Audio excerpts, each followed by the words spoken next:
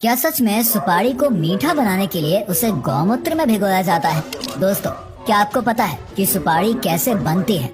आपने सुपारी खाई नहीं तो देखी तो जरूर होगी, क्योंकि सुपारी को पान में तो डाला ही जाता है। साथ ही साथ हमारे यहाँ इस सुपारी को पर्व त्योहार ही जाता है। लेकिन शायद आपको भी पता नहीं होगा कि आखिर सुपारी कैसे बनती है। तो चलिए हम जानते हैं सुपारी बनने के पूरे प्रोसेस के बारे में। दोस्तों, भारत में सुपारी की खेती कर्नाटक, वेस्ट बंगाल, मिजोरम, तमिलनाडु, त्रिपुरा, अंडमान निकोबार द्वीप और महाराष्ट्र जैसे शहरों के ठंडे इलाकों में करी जाती है। बात करें सुपारी के बीज की तो ये कुछ इस तरह के दिखाई देते हैं। ये वो ही सुपारी है जिसे आखिर तक पेड़ से तोड़ा नहीं जाता है, यानी कि पूरी तरह सूख चुकी। और कुछ महीने देखभाल के बाद जब ये पौधे थोड़े से बड़े हो जाते हैं, तब फिर इन्हें फार्म्स में इस तरह लगा दिया जाता है।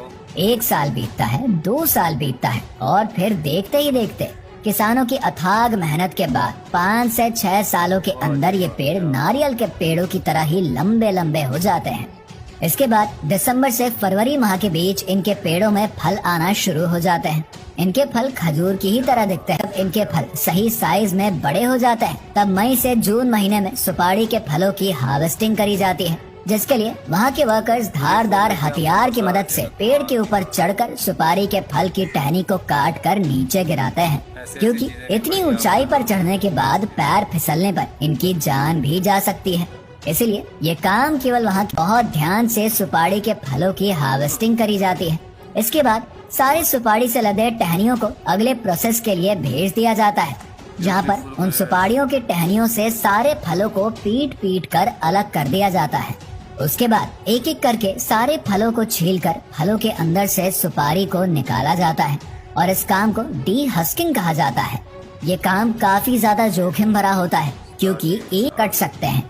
इसीलिए ये वर्कर्स हाथ में चमड़े के ग्लव्स को पहनकर ही इस काम को करते हैं, ताकि सुपारी के फल को छीलते समय इनके हाथ कटे नहीं।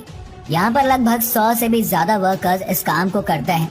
ऐसा कहा जाता है कि इनके पूर्वज भी, इनके बच्चे भी इस काम को बड़ी ही तेजी से कर लेते हैं।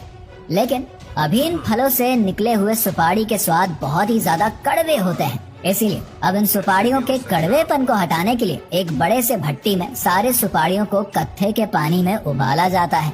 ऐसा करने से सुपारी का स्वाद कड़वा से मीठा हो जाता है और सुपारी को कत्थे में उबाले जाने के कारण सुपारी का रंग गहरा लाल हो जाता है। और अब लगभग 10 दिनों तक इनको कड़ी धूप में इसी तरह सुखाया जाता है और समय समय पर इनको पलटा